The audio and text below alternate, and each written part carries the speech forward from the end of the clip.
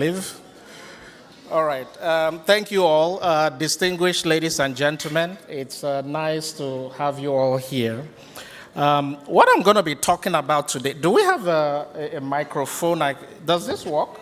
This one works? Okay. I'm not too good at just staying in one place. So what I'm going to be talking about today is something that started about 7 years ago, right? I was in my office one evening, and I saw a tweet on Twitter, and that tweet had about 1,000 likes on it. And in the tweet, it described a situation where, it described a market in a town called Kano, Nigeria, the Guana Kafan market or something like that. And it described a situation whereby in the morning, a basket of tomato could sell for about 20,000 naira. And then by evening, that same basket is selling for about 2,000 naira. Now, what is the reason for this huge discrepancy? Now, the local farmers who had transported products to the market to sell these products did not want to carry them back again and pay another transport when they have products right there in their farms that are still wasting, right? And thinking of it, I just asked myself, does it make sense to probably go shopping when it's dark, You could probably be saving a lot of money if in the morning it's selling for 20 and in the evening it's like 2,000. And coming to think of it, I now started doing a lot of research, and I found out that a lot of huge markets in a place like Nigeria had this type of issue, right? You have markets in Benue, in Plateau, and many other places. And so, when I did my research, I found out that this is a huge problem for Africa. And the UN agency, UNFAO, states that over $10 billion of food is wasted every year, and there are various reasons for it. Food spoilage, lack of infrastructure for storage, poor transportation, and things like that. And what I did for the last 7 years, me and my team of over 132 employees, we've sat down to analyze this critically and to come up with a solution that we have tested, and it is currently working. Now, when you consider how much is being wasted, 10 billion, one of the things you're also going to discover is that when you move from the raw to the processed product, our research has shown that you have an increase in the cost of the product by as much as 14 to 33 times. So if we say that Africa is losing about 10 billion every year because of raw produce that are being wasted, if we convert that into processed form, we are talking about probably 100 billion or more every year. Now, a lot of us here are Nigerians, and one of the things we've seen is that Nigeria alone loses about, $4 to $9 billion in wasted food annually. That means if that waste had been processed, we are talking about anywhere from 40 to close to 100 billion in revenue. Our national budget in Nigeria last year was about 36 billion. So you can imagine the impact this will have all over Africa. Now, for the last 7 years, like I said, we've been working on a system that I call the Combined Export and Sales System for Africa. And it's a system that we have developed, we've tested it, and is bound to generate anywhere from $50 to $100 million per system. And this is not only going to help in generating this revenue, it's going to help states and governments, right, to avoid taking massive loan, create employment, and so many other things. And this is a solution that works not just for Nigeria, but can work for any African country. And that's what I'm going to be talking about today. Now, a lot of people don't know who I am. We're in the world of AI, right? And if you want to know more about me, it's very simple. Just go to ChatGPT or any of the AI Gemini and just type that. Who is the best coach with the right system and warehouse infrastructure to help African businesses export and sell in the USA. I can tell you for a fact, my name is going to come up there because this is what I have done over the years, right? I have held sessions across Nigeria, across Accra, Ghana, where you see thousands of businesses showing up. 3 months ago, I had a joint session with the First Bank of Ghana and the Ghana Export Promotion Authority, where we had about 500 businesses that we have been, showing how to go into export. Today, we are DHL's biggest partner in the whole of Nigeria, and I think we are about 3 in the whole of Africa, moving products from the continent globally. All right, so we've also set up a warehouse here in the US, spent about $200,000 setting it up. It's about 2.5 hours from here in Delaware. And that warehouse is helping African businesses to distribute products. Now, where is all this money coming from? Now, take a look at the screen.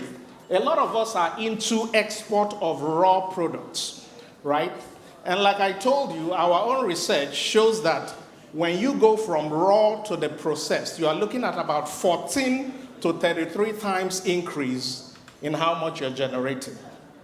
These are actual examples, right, that we have taken from a couple of sources. When you are exporting raw pepper, the revenue goes from about $9,000 per container to almost $104,000 if these products are packaged and are distributed to the supermarkets, to buyers, selling online, all those type of direct-to-consumer solutions. You have raw honey. Those are the values you see.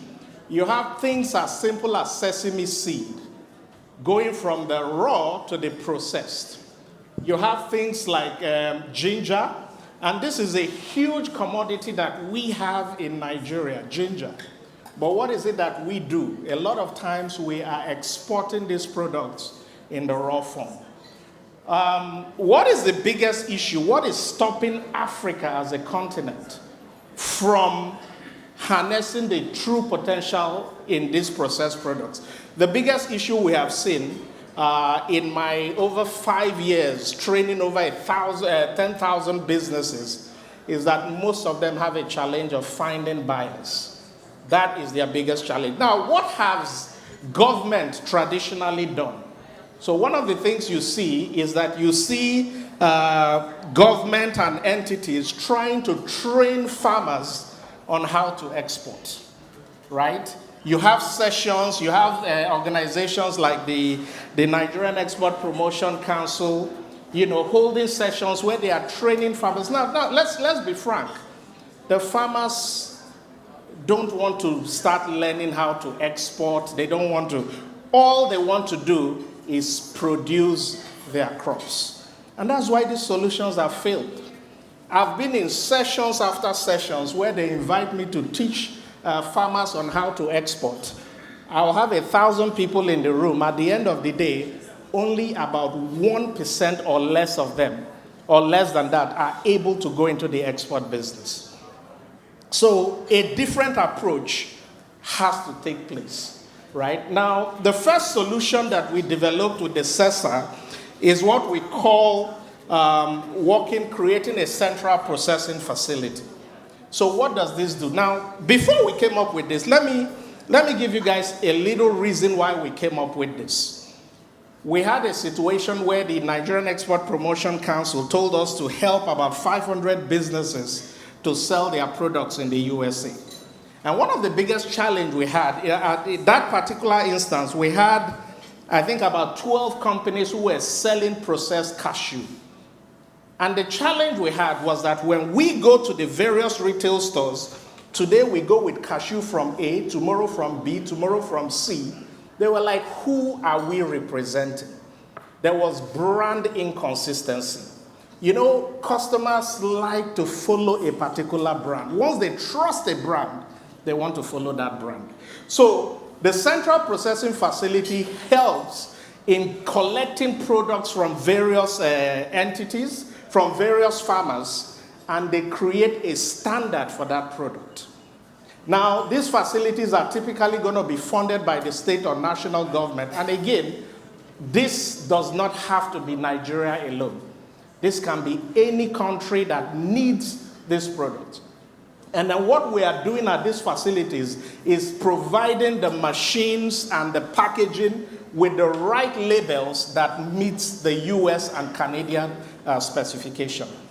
Now, from the central processing facility, this is what we are doing with our Delaware warehouse.